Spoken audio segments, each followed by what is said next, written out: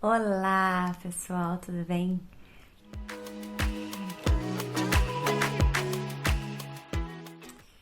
Vamos a mais uma reflexão nessa semana de um texto que chamou muita atenção para a minha vida, um texto que me fez refletir sobre algumas coisas. Eu quero compartilhar ele com vocês. E esse texto, ele está lá em Hebreus capítulo 12. Vou pegar minha Bíblia aqui para a gente poder ler junto. Hebreus capítulo 12. Nós vamos ler o versículo 1 até o versículo 3. Mas antes disso, eu quero perguntar algo para você. Você sabe o que é embaraço? Será que você anda embaraçado? É exatamente sobre isso que o texto fala. Olha o que ele diz. Portanto, também nós, uma vez que estamos rodeados por tão grande nuvem de testemunhos, livremo-nos de tudo o que nos atrapalha e de todo o pecado que nos envolve e corramos com perseverança a corrida que nos é proposta. Tendo os olhos fitos em Jesus, autor e consumador da nossa fé. Ele, pela alegria que lhe fora proposta, suportou a cruz, desprezando a vergonha e assentou-se à direita do trono de Deus. Pensem bem naquele que suportou tal oposição dos pecadores contra si mesmo, para que vocês não se cansem nem se desanimem. Essa tradução aqui é uma tradução mais atualizada, mas a tradução original, ela começa o texto dizendo para tirar a palavra atrapalhar pela palavra embaraço. E é por isso que esse texto me chamou a atenção. Porque quantas vezes a gente está embaraçado por coisas. Mas o que é isso? O que está embaraçado? A primeira tradução a gente já viu. Atrapalhar. E aí eu fui ver, né? Muitas coisas que podem significar embaraço. Eu contei uma quantidade de coisas que a gente pode usar e a gente pode refletir para a nossa vida.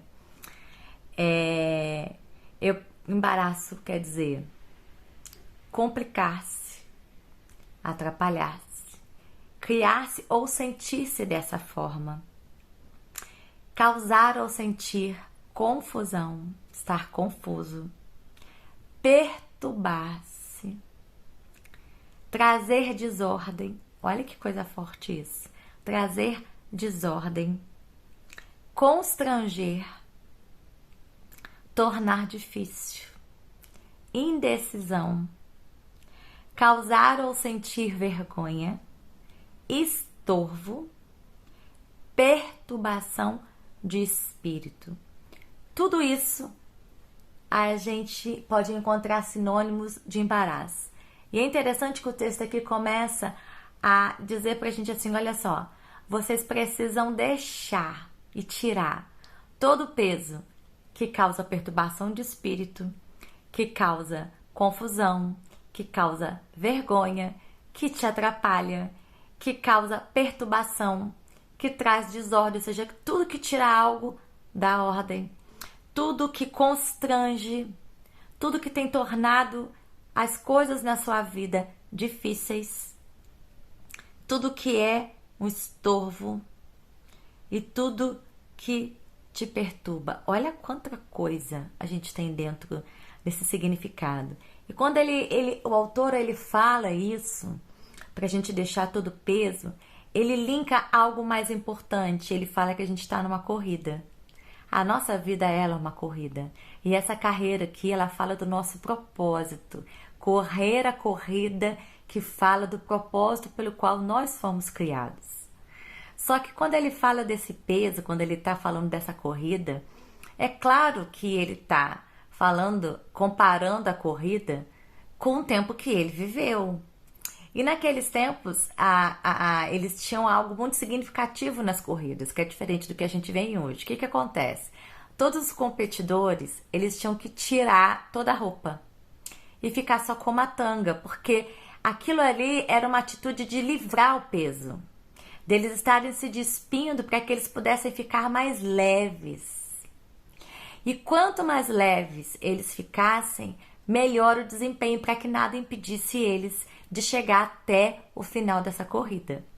Hoje a gente vê toda uma preparação de corredores que, às vezes, 100 gramas faz diferença para eles conseguirem alcançar a velocidade que eles precisam, a precisão, conseguirem chegar lá no final. E quando a gente começa a pensar em deixar esse peso, me veio muito sobre tirar bagagens, sabe?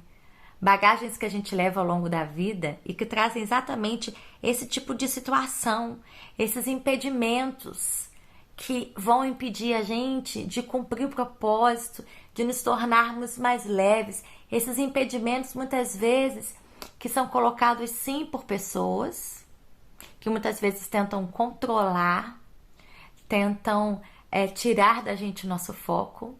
Esse impedimento pode vir através de objetos, de obsessões. Esse impedimento pode vir através da gente mesmo. Quando a gente não quer tirar o fardo, quando a gente não quer tirar o peso, quando a gente quer sempre ter razão. Porque muitas vezes esse embaraço é simplesmente algo que eu preciso deixar acontecer. Que eu fico tão focada e obcecada naquilo ali, que eu começo a prestar mais atenção em algumas coisas que Deus não quer que eu preste atenção. E aí muitas vezes eu olho para a minha vida, né, e a gente começa a olhar como que é a distribuição do nosso tempo, né?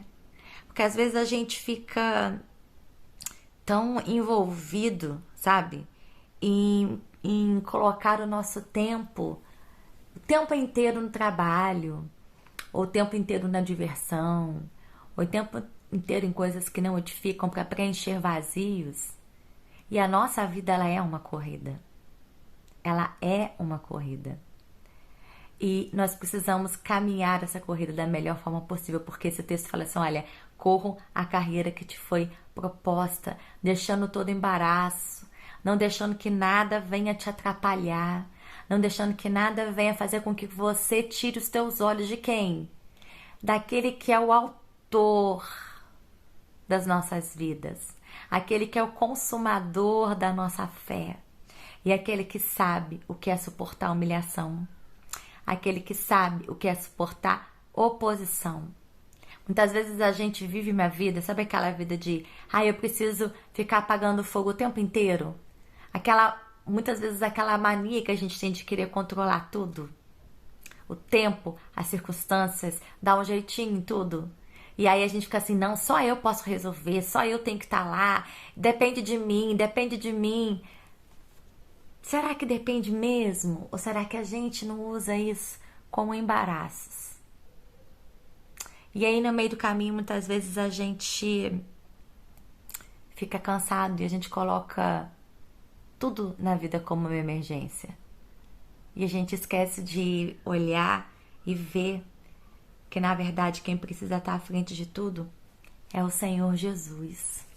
A gente tem muita dificuldade de perseverar. Eu lembrei, né, daquela corredora, a Gabriele, que ela tinha uma dificuldade muito grande, mas ela resolveu correr a maratona.